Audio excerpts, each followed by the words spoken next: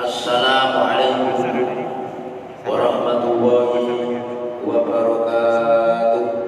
Waalaikumsalam warahmatullahi wabarakatuh. Bismillah, alhamdulillah, wa syukurulillahi ala ni'matillah, wassalatu wassalamu ala rasulillah Muhammadin ibni abdillah, la hawla wa la quwwata illa billah, amma ba'd. Hadirin hadirat muslimin muslimat yang dimuliakan Allah Subhanahu wa taala. Alhamdulillahirabbil alamin. Tentunya kita bersyukur kehadirat Allah Subhanahu wa taala bahwasanya malam hari ini kita bisa bersama-sama mengikuti kembali pengajian atau ngaji bersama di tempat yang barokah ini. Doa dan harapan kita mudah-mudahan pertemuan kita ini membawa manfaat, maslahah, membawa keberkahan untuk kita semuanya. Amin ya rabbal alamin. Dan mudah-mudahan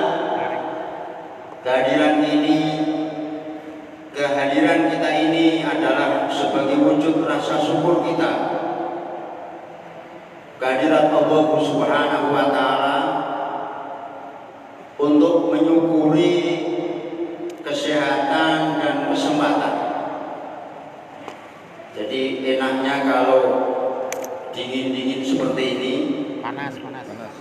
kita itu nyari yang hangat-hangat, kopi sambil nonton HP, ada makanan kecil gitu, ngobrol sama keluarga. Ya. Tapi kita bersyukur kehadirat Allah Subhanahu wa taala, kita dipertemukan di tempat yang barokah, di tempat yang baik ini. Marilah kita bersama-sama kita mulai ngaji kita ini dengan membaca surah Fatihah sekali. Mudah-mudahan Allah Subhanahu wa taala senantiasa memberi kemudahan untuk kita semuanya. Ila hadratin Nabi Muhammad Muhammadin sallallahu alaihi wasallam wa ila muallifi hadzal kitab wa barakallahu lahu wa rahimahullah. Al-Fatihah.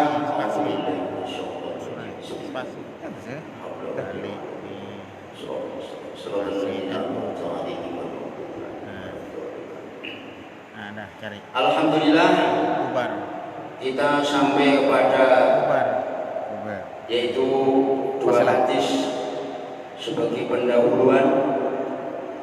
Hadis yang diriwayatkan oleh Imam yaitu Al-Ghifari, bahwasanya Allah Subhanahu wa taala berfirman yang bunyinya, ya ibadi inni haramtu dzulma ala nafsi wa ja'altuhu bainakum muharraman fala tadzalamu ya ibadi kullukum dhalun ila man hadaituhu fastaftuni ahdikum ya ibadi kullukum ja'iun ila man at'amtuhu wastaqimuni ud'imkum ya ibadi kullukum arin ila man kasaituhu wastaqsuni aksukum ya ibadi kullukum ja'in. Wahai hamba-hambaku, kamu sekalian ini adalah orang yang lapar. Illa man at'amtuhu, kecuali orang yang diberi makan oleh Allah. Illa man at'amtuhu, kecuali yang aku beri makan. Fastat'imuni maka mintalah makan kamu sekalian kepadaku, niscaya akan aku beri makan. Ya ibadi wahai hamba-hambaku kulukum, tiap-tiap kamu sekalian arun telanjang, ilaman kasaitu, kecuali orang yang aku beri pakaian.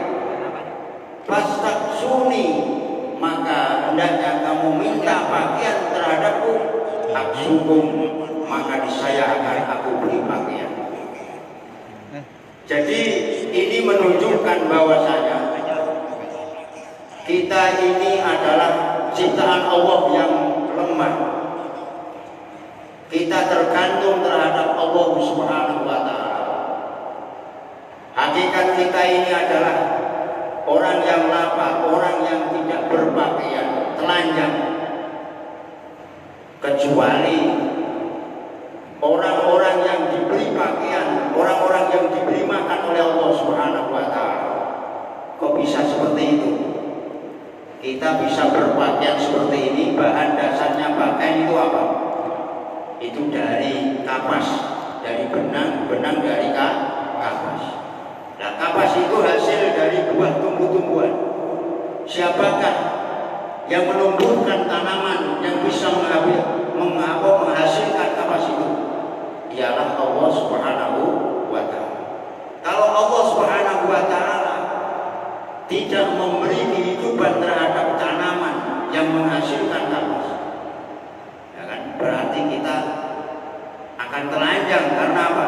Tidak ada bahan yang untuk menutupi aurat kita. Begitu juga makanan, nasi yang kita makan, ya, itu adalah hasil dari tanaman padi. Siapakah yang menumbuhkan tanaman padi? Yaitu Allah Subhanahu wa Ta'ala. Semuanya itu dari Allah. Maka hakikat kita ini adalah orang yang telanjang, tidak berpakaian, orang yang lapar, tidak kenyang, kecuali yang diberi pakaian dan diberi makanan oleh Allah Subhanahu wa Ta'ala. Nah, sedikit kita renungkan ketika kita lahir. Wallahu akhrajakum min butuni ummahatikum la ta'lamuna syai'an. Allah itu mengeluarkan kita, melahirkan kita dari kandungan ibu kita, la ta'lamuna syai'an, tidak mengetahui apa-apa. Artinya apa? Kita itu nol, dalam keadaan tidak tahu apa-apa. Selain tidak tahu apa-apa, kita juga tidak membawa apa-apa. Posisi kita itu telanjang ketika dilahirkan, telanjang bulat, tidak memakai pakaian secuil apapun. Kita semuanya ini dulu lahir telanjang. Pak RT lahirnya juga telanjang. Bukan hanya Pak RT, Pak Bupati, Wakil Bupati, bahkan Presiden lahir dalam keadaan telanjang. Tidak tahu apa-apa dan tidak membawa apa-apa. Kemudian wa ja'ala lakumus sam'a wal absara wal afidah. Waktu lama-kelamaan, sedikit demi sedikit, telinga ini bisa berfungsi, bisa mendengarkan. Jadi anak bayi itu kalau ada orang yang di sekitarnya itu merasa bahagia, merasa tenang, tidak nangis. Coba ditinggal nangis, karena merasa aman, karena sudah diberi yang namanya pendengaran oleh Allah Subhanahu wa Ta'ala. Wal absar, memang ketika lahir itu mempunyai mata, tapi matanya belum bisa berfungsi untuk melihat. Kemudian diberi oleh Allah Subhanahu wa Ta'ala, matanya bisa berfungsi, bisa melihat. Wal afidah, dan diberi hati yang bisa merasakan. Jadi anak bayi itu tidak langsung semuanya itu panca inderanya itu bisa berfungsi, enggak, bertahap, secara gradual, bertahap, ya kan? Hatinya bisa merasakan bahagia, merasakan tenang, ya. Kalau pas tenang ya itu ya diam. Tapi kalau pas rasanya tidak baik, menangis. Itulah gambaran yang dijelaskan oleh Allah Subhanahu wa Ta'ala, ditelanjangkan kepada kita semuanya, bahwasanya kita ini ketika lahir tidak membawa apa-apa dan tidak tahu apa-apa. Kemudian kita bisa sekarang membawa apa-apa dan tahu apa-apa. Kita sekarang tahu, ya kan? Kanan kiri tahu, depan belakang tahu, halal haram tahu, ya kan? Yang bahaya dan yang membawa maslahat tahu, yang manfaat dan mandorot tahu. La'allakum tashkurun. Ini adalah tujuannya Allah Subhanahu wa Ta'ala memberitahu kepada kita agar supaya kita itu bersyukur kepada Allah, bersyukur kepada Allah, menyukuri nikmatnya Allah Subhanahu wa Ta'ala. Jadi ini jelas sekali bahwasanya menunjukkan bahwasanya yang kaya itu Allah, kita itu miskin, kita itu butuh terhadap Allah Subhanahu wa Ta'ala. Ya ayuhan nas antumul fuqara ila Allah. Wahai manusia, antumul fuqara, kamu sekalian ini adalah orang-orang yang butuh terhadap Allah. Wallahu ghaniyul hamid. Allah Maha Kaya. Allah itu Maha Kaya, punya segalanya. Kepunyaan Allah sifatnya adalah tam, sempurna dan mutlak. Sempurna dan mutlak. Itu adalah kepunyaan Allah Subhanahu wa Ta'ala. Dari segala arah, dari segala segi apapun, itu dimiliki oleh Allah Subhanahu wa Ta'ala. Itu Allah. Umat manusia ini di dunia kurang lebih berapa? 7 miliar. Semuanya makan, semua bertempat tinggal. Tapi kita diberi amanah oleh Allah, satu istri, anak berapa? Umpama 3. Pagi siang kerja. Itu juga memikirkan anak-anak ini. Itu bisa mumet, bisa pusing. Padahal hanya dituntut oleh keluarga untuk memikirkan berapa orang itu. Paling banter 5 orang ya 7 orang ya. Itu kalau Allah Subhanahu wa Ta'ala nggak ada problem. Tapi kita manusia ini orang yang lemah, makhluk yang lemah menjadi problem. Hanya dititip oleh Allah anak 2, anak 3 sudah menjadi problem. Ya kan? Kerja ya kan?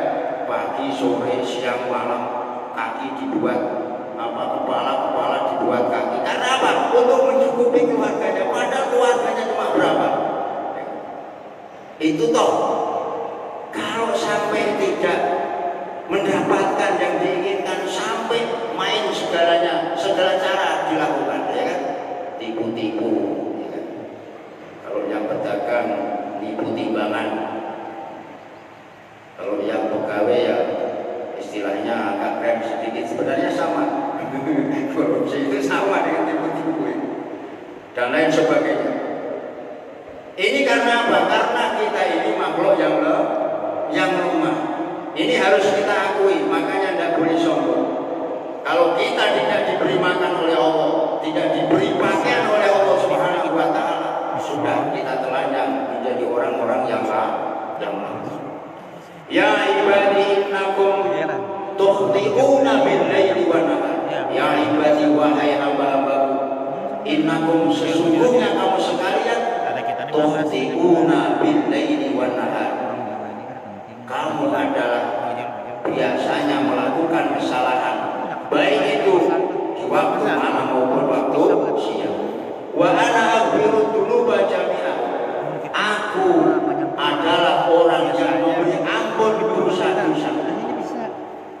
Fastaghfiruni aghfir lakum, maka mintalah ampun kepadaku, niscaya akan aku beri ampun. Ini Allah Subhanahu wa Ta'ala menjelaskan kepada kita kalau Allah Subhanahu wa Ta'ala ini zat yang memberi ampun. Kalau kita manusia siang malam melakukan dosa, melakukan kesalahan. Dan ini diakui oleh Allah.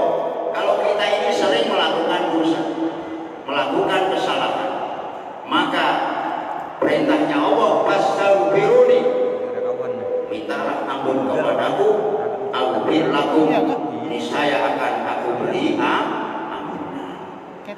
Kita membaca istighfar, Rasulullah aja itu membaca istighfar, walaupun sudah masuk, istilahnya dijaga dari perbuatan dosa, itu masih membaca istighfar setiap hari, itu tidak kurang dari 70 hari. Itu Rasulullah.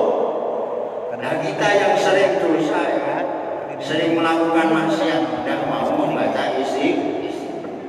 Makanya setiap habis sholat astagfirullahaladzim, astagfirullahaladzim, itu penting.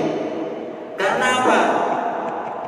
Kekurangan-kekurangan di dalam kita beribadah, kalau ada kurangnya, itu mendapatkan ampunan dari Allah.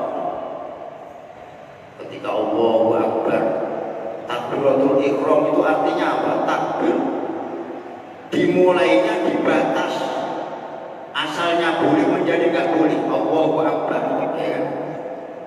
Kalau sebelum sholat itu ngomong-ngomong ngobrol itu boleh, kalau sudah Allahu Akbar nggak boleh. Kemudian mulainya ingat kepada Allah, karena sholat ini diperintah oleh Allah agar supaya kita ingat terhadap Allah. Tapi kadang-kadang kita itu diuji oleh Allah Subhanahu wa Ta'ala. Ketika sholat, ya, malah ingatnya sembarangan. Tapi kalau tidak sholat, ingat kepada Allah. Allahu Akbar, ingat, ya kan? Di rumah tadi apa, ikannya belum ditutup. Wah, nanti kalau dimakan kucing gimana, ya kan? Malah seperti itu. Padahal sholat ini akimi sholat di negeri, diperintahkan sholat adalah agar supaya ingat kepada Allah.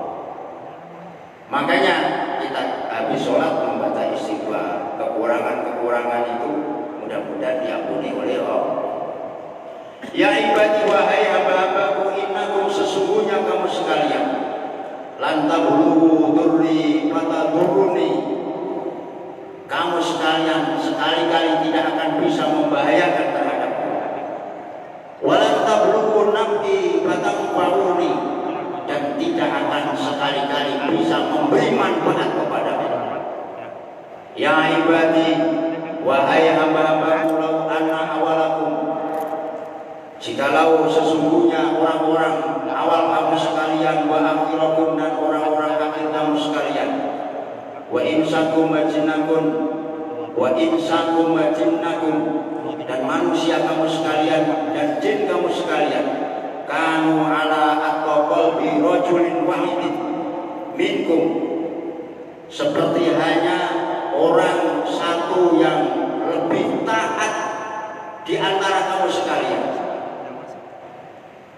Ma zada dzalika fil mulki syai'an, maka ketaatan itu tidak akan menambah dalam kerajaanku sama sekali.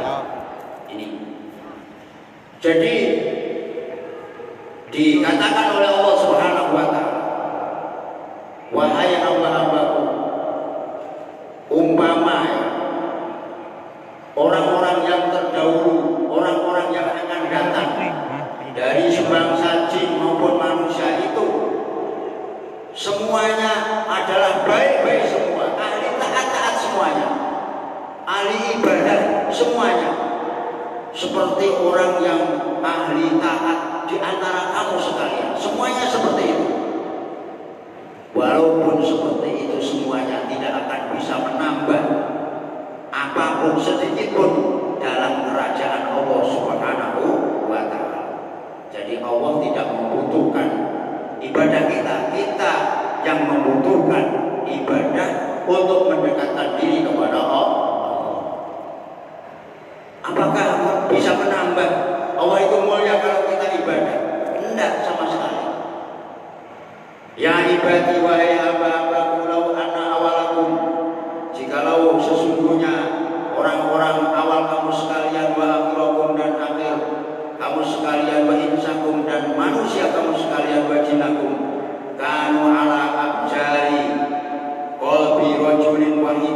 minkum mana qasodalika mimulki syai'an. Ini sebaliknya. Kalau orang-orang yang dahulu maupun orang-orang yang akan datang dari sebangsa jin maupun manusia semuanya, ya kan? Itu jahat-jahat semuanya, jelek-jelek semuanya, ya kan? Seperti jeleknya orang-orang yang lebih jelek di antara kamu sekalian. Semuanya seperti itu. Itu pun tidak akan mengurangi sedikit pun dari kerajaan Allah Subhanahu wa taala, dari kemuliaan Allah Subhanahu wa taala. Ya ibadi law anna awalakum wa akhirakum wa insakum wa jinnakum qamu bi sa'idin wahidin fas'aluni fa'ataitu kulla wahidin mas'alatahu mana qasadalika mimma indi ila kama yang kusu illa ma yang kusu mah itu ida udkhilal bahra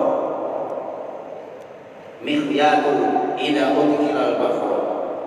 Ya ibadi wahai hamba-hambaku, lau anna awalakum, jikalau sesungguhnya orang-orang awal kamu sekalian, wa akhirakum dan orang-orang akhir kamu sekalian, wa insakum dan manusia kamu sekalian, wa jinnakum dan bangsa jin kamu sekalian, qamu bi sa'idin, berdiri bertempat di satu tempat, wahidin, fasa'aluni dan mereka minta kepadaku, fa'ataitu kulla wahidin mas'alatahu, maka akan saya beri satu persatu permintaannya, akan saya beri. Mana koso dari kami indi, itu tidak akan mengurangi apa-apa yang ada di sisiku. Illa kama yang usul illa kama yang usul mihyatu ida udkhilal bahro, kecuali seperti hanya jarum, di mana jarum itu dimasukkan ke dalam air lautan, kemudian ada sisa-sisa air yang ada pada jarum, seperti itu. Jadi bayangkan ini dijelaskan oleh Allah.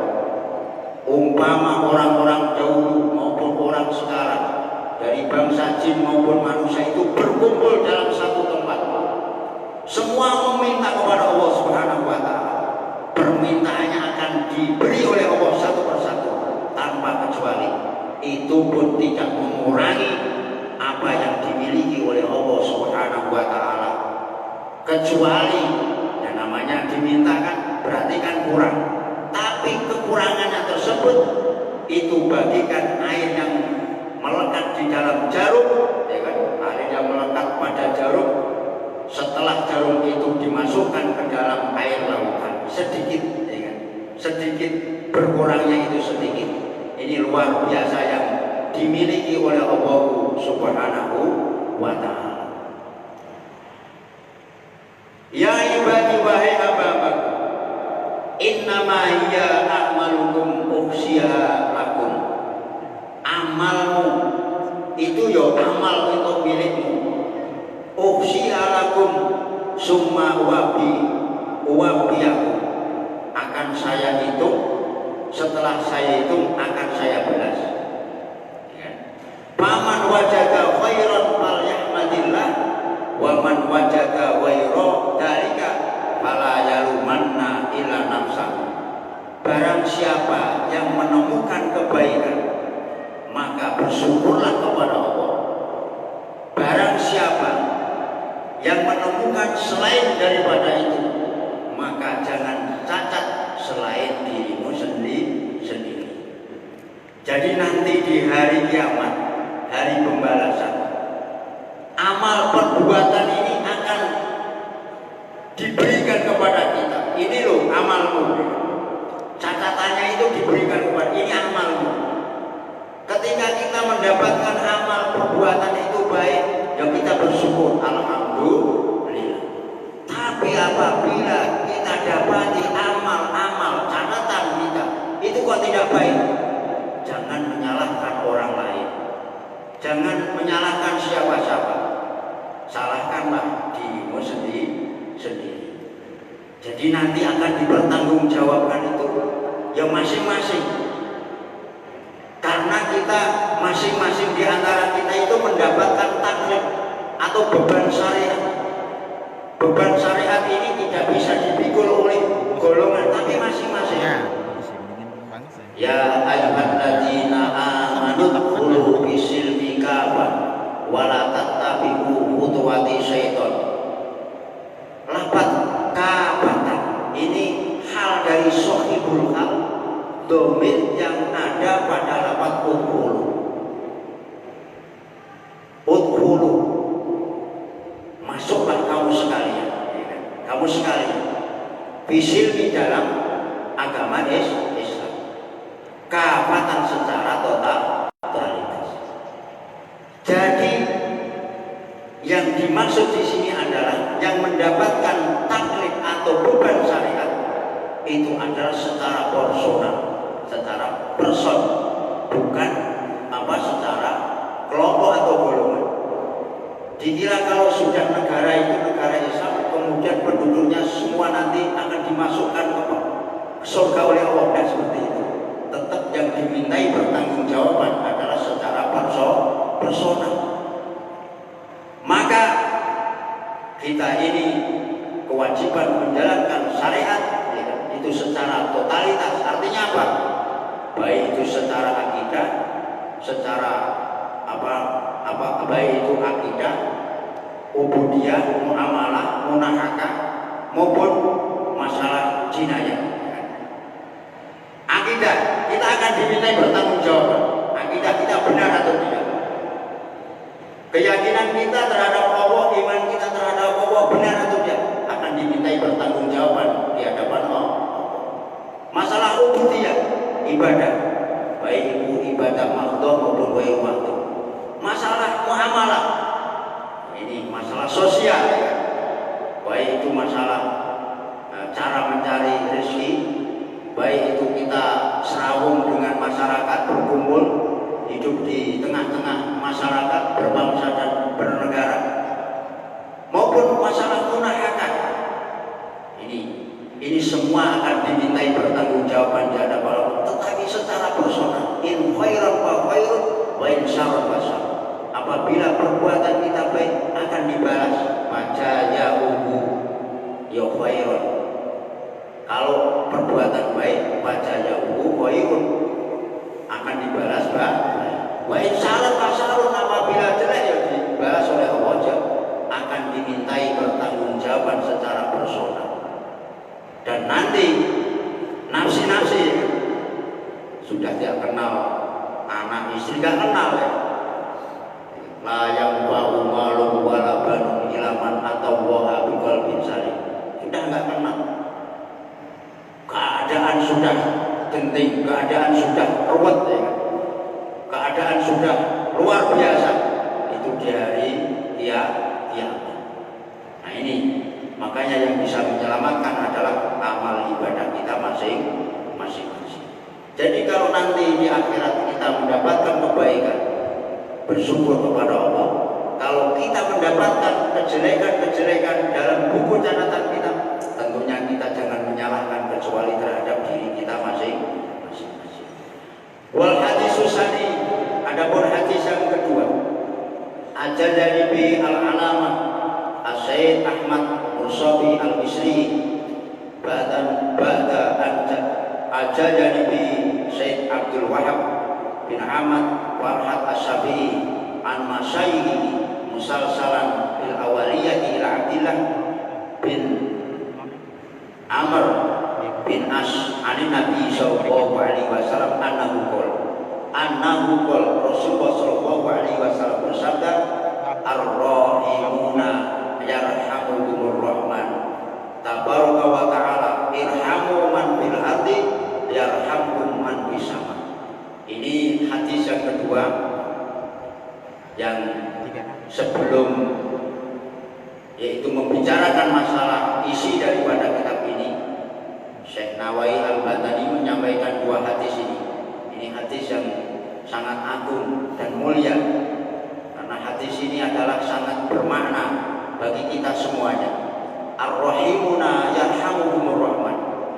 Jadi orang-orang yang kasih sayang, yang menyayangi, mengasihi, ini akan dihasihi oleh Allah yang bersifat rahman tabaraka wa ta'ala.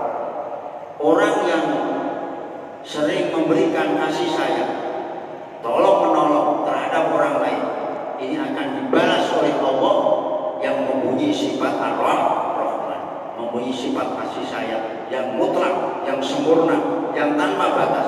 Ini kasih sayangnya Allah. Kadang-kadang orang sudah jahat kepada Allah, tetap diberi rezeki, ya kan? Melecehkan Allah, marah-marah terhadap Allah, Allah itu apa, ini, tetap diberi rezeki. Ini kasih sayangnya Allah adalah mutlak, kasih sayang Allah tanpa terbatas. Irhamu man fil ardi yarhamkum man bisam. Maka kasih sayangilah orang-orang yang ada di bumi ini, maka orang-orang yang ada di langit akan memberi kasih sayang terhadap kamu sekalian. Artinya apa? Ar-rahimuna liman fil ardi. Artinya orang-orang yang mengasihi, menyayangi terhadap orang-orang yang ada di bumi. Isinya orang yang ada di bumi ini min adamiyin, baik itu adalah sebangsa kita semuanya manusia, wa hayawanin in lam yu'mar, wa hayawanin lam yu'mar biqadrihi. Begitu juga hewan yang tidak diwajib, yang tidak diperintah untuk dibunuh.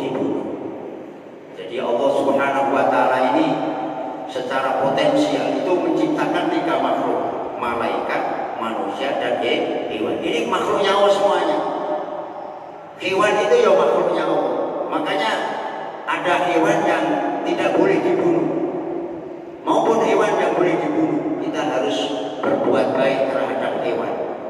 Kalau kita bisa berbuat baik terhadap manusia maupun hewan, contohnya yaitu makhluk-makhluk yang ada di bumi ini, maka Allah Subhanahu wa ta'ala akan berbuat baik terhadap kita, akan mengasihi, akan menyayangi kita semuanya. Yuhsinu ar-rahmanu ilaihim, maka bil ihsani ilaihim yuhsinu ar-rahmanu ilaihim. Allah akan menyayangi kepada orang-orang yang sayang terhadap orang-orang yang ada di bumi, baik itu yang mempunyai akal maupun yang tidak mempunyai akal, ya. Hayawan yang natek maupun hayawan yang wairu natek. Kalau manusia itu hayawan yang natek, yang bisa berpikir. Kalau hewan itu hayawan wairu natek, hayawan yang tidak bisa yang tidak punya akal. Itu bedanya. Kenapa hewan ini sama-sama makhluknya Allah tapi tidak diberi beban syariat? Karena hewan tidak punya akal. Titik ukur daripada beban syariat atau taklif itu adalah akal. Kalau ada orang yang tidak punya akal karena gila, atau ada orang yang sedang tidur kan tidak punya akal, maka tidak punya beban syariat. Ada orang tidur bangun tapi masih dalam keadaan tidur, melindur ya, bangun ya kan, dalam keadaan telanjang. Habis telanjang itu ada perempuan yang berkosa, tapi dalam keadaan tidur. Jadi tidak apa-apa, tapi tidak ada seperti itu. Itu umpamanya. Jadi orang yang dalam keadaan tidak punya akal itu tidak mendapatkan beban syariat. Orang gila itu tidak mempunyai beban syariat. Yaitu perbedaan antara manusia dan hewan. Kalau malaikat itu diberi akal, tapi tidak diberi nafsu. Nah, oleh karena itu ibadahnya malaikat itu sangat kuat sekali, karena malaikat tidak punya nafsu. Karena tidak punya nafsu, tidak punya kepentingan untuk dirinya sendiri. Kalau kita kan ada kepentingan karena punya nafsu. Kalau ada kepentingan, walaupun akalnya itu sebenarnya itu baik, tapi karena ada kepentingan, kadang-kadang itu mengalahkan, kepentingan itu mengalahkan. Makanya nafsu ini sebagai beban rintangan ketaatannya manusia terhadap Allah Subhanahu wa ta'ala. lain dengan malaikat bisa secara total, bisa secara utuh, bisa secara tanpa terbatas ketaatannya malaikat terhadap Allah Subhanahu wa taala, karena malaikat tidak punya kepentingan nafsu. Jadi kita diperintah oleh Allah agar supaya kasih sayang. Irhamu man tastati'una an tarhamuhu min asnabi makhluqatihi ta'ala walau ghairu akirin bisabaqati alaihim wa du'aikum lahum birrahmah wal maghfirah yarhamu kumul malaikatu wa man rahmatuhu amatun li ahli samai alladhi hum aktsaru min ahli ardi. Jadi semampu kita diperintah agar supaya kita mempunyai sifat kasih sayang terhadap orang-orang yang ada di bumi dari makhluknya Allah, meskipun itu tidak punya akal. Bisa bakoti alaihim, yaitu dengan menolong. Kita punya hewan kucing, jangan sampai itu disakiti, tidak diberi makan. Pelihara kucing nggak dimakan, dikurung lagi, akhirnya mati. Kan ada cerita seperti itu. Ada wanita, ya kan, masuk neraka gara-gara apa? Menyiksa kucing, tidak diberi makan sampai mati. Nah ini adalah merupakan bukti bahwasanya kita harus bersikap baik terhadap makhluknya Allah, meskipun itu tidak mempunyai akal. Wala yajuzu li syaksin ayat wali jami'il muslimin bi qabli jami'i dzunubihim aw yaqwa li faqirin bi nahwi mi'ati dinarin wa laysa lahu syatun yatasahalu minha dalika wa yaqulu hadza min ar-rahmah bil khalqi li annahu mukhalifatul li nususi syar'i. Jadi kita ini kalau berdoa, mendoakan orang itu tidak boleh mendoakan orang Islam, ya Allah mudah-mudahan semua orang Islam itu diampuni semua dosanya, itu tidak boleh. Karena apa? Karena ada dosa yang tidak diampuni oleh Allah. Jadi umpama berdoa ya lil muslimina wal muslimat. Jadi tidak semuanya dosanya itu dimintakan ampun untuk semuanya umat Islam, tidak boleh. Atau kita mendoakan terhadap orang yang kira-kira orang itu tidak mampu.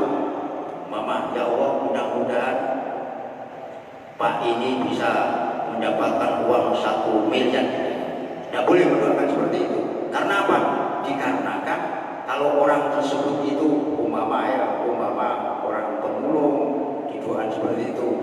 Kalau kerjakan tidak mungkin, ya kan? Nggak mungkin bisa mendapatkan uang yang segitu. Atau kita mendoakan orang mendoakan orang, ya Allah mudah-mudahan kamu bisa menjadi presiden, padahal sekolah tidak, berpendidikan tidak, ya kan? Orang petani, tidak boleh seperti itu. Alasannya apa? Likhilafi khusus, karena tidak sesuai dengan nas syariat. Jadi alasan apapun kita mendoakan orang sebagai menolong, ya kan? Tidak boleh. Kalau ada orang mati, ya Pak, ada orang meninggal dunia, kita doakan ya Allah mudah-mudahan semua dosanya diampuni sampai mudah-mudahan dimasukkan surga bigori kisah. Atau kita berdoa ya Allah, tapi terlalu gitu loh. Jadi berdoa yang terlalu, ya, berlebihan, itu tidak diperkenankan. Contohnya ya seperti itu tadi. Jadi mendoakan orang Islam, semua orang Islam, ya Allah mudah-mudahan diampuni semuanya dosanya, semua umat Islam, itu tidak boleh. Karena apa? Dikarenakan ada dosa-dosa yang memang tidak diampuni oleh Allah Subhanahu wa taala. Ini bapak-bapak yang dimuliakan oleh Allah Subhanahu wa taala, lewat kita ngaji seperti ini mudah-mudahan Allah Subhanahu wa taala memberikan keberkahan umur kita, kesempatan kita. Mudah-mudahan Allah Subhanahu wa taala senantiasa memberikan jalan yang lurus, jalan yang diridhoi oleh Allah Subhanahu wa taala, sampai kita dipanggil oleh Allah dalam keadaan husnul khotimah. Amin ya rabbal alamin. Kami akhiri wa huwa bil muwaffiq ila aqwamit thoriq. Wassalamu